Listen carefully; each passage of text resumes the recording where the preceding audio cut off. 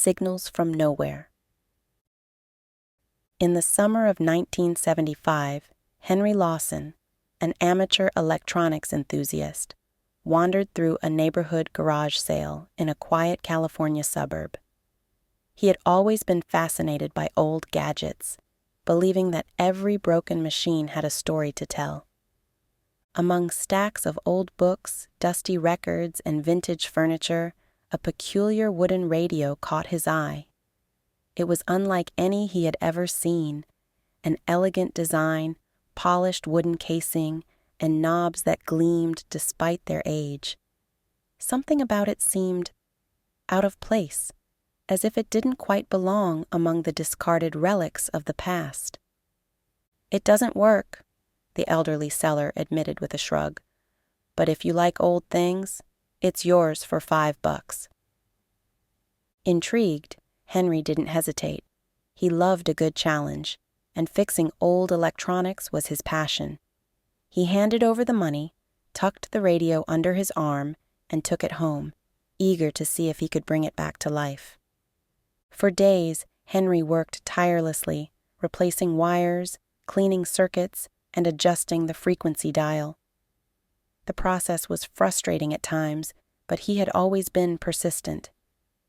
Finally, after one last tweak, the radio hummed to life, its speakers crackling with static. But as he turned the knobs, something strange happened. The stations were different. The voices, the news reports, the music, they were unlike anything he had ever heard. An announcer spoke of a man landing on the moon again. Another report detailed a massive earthquake in California in 1989. Confused, Henry furrowed his brows and checked the calendar on his desk. It was still 1975. But the voices kept speaking, reporting events that hadn't happened yet. As he continued listening, his hands trembled. The radio was broadcasting news from the future. At first, fear gripped Henry. Had he stumbled upon something supernatural? Was the radio cursed? But as the initial shock faded, a new feeling took its place: curiosity.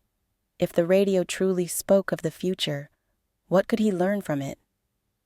Taking careful notes, Henry wrote down stock market trends, upcoming inventions, and major world events.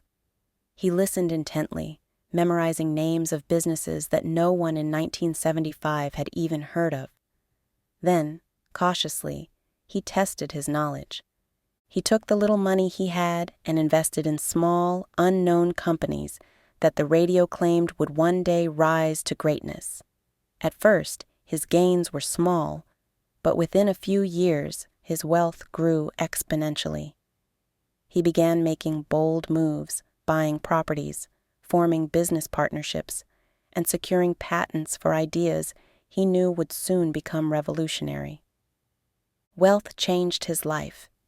He moved into a mansion, drove the finest cars, and wore designer suits.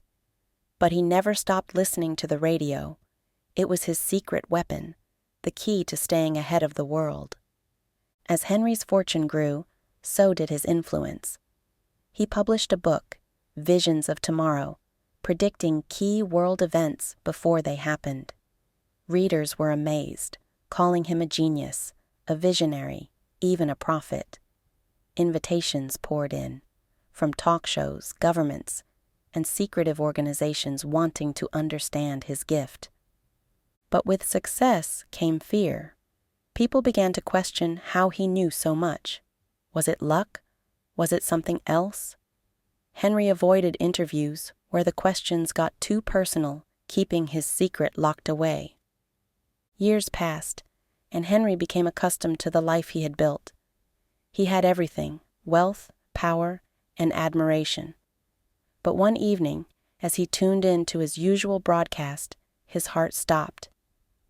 The voice on the radio spoke solemnly. Breaking news. Billionaire Henry Lawson, known for his eerie ability to predict world events, has passed away at 52. With no immediate family, his massive fortune is now the center of a heated legal battle. Government, corporations, and even distant relatives are fighting for control of his empire. Experts now debate whether his knowledge was a blessing or a curse. Henry's hands shook. His breath came in short gasps. He was only in his 30s. Did this mean he had just 20 years left? He had spent his life accumulating wealth, building an empire, only to die at 52, leaving everything behind for others to fight over. For the first time, the future he had used to his advantage now terrified him. The next morning, Henry did something he hadn't done in years. He turned off the radio. The future had given him wealth, but it had stolen something far more important: his peace. He had spent so much time chasing tomorrow that he had forgotten to live today. Determined to change, Henry stepped away from business and focused on something new: giving back. He built schools, hospitals, and community centers. He funded scholarships and donated to charities, using his wealth to improve lives rather than hoard it. Most importantly, he spent time with the people around him. He laughed more. He traveled, not for business, but for the experience. He formed real friendships, ones not based on power or influence. Then, one day, he did something he never thought he would. He destroyed the radio. No more predictions. No more secrets. No more fear of what was to come. As the shattered pieces lay scattered on the floor, Henry felt something he hadn't in years: peace. And that's the end of the story. Hope you learned something new. Thanks for watching.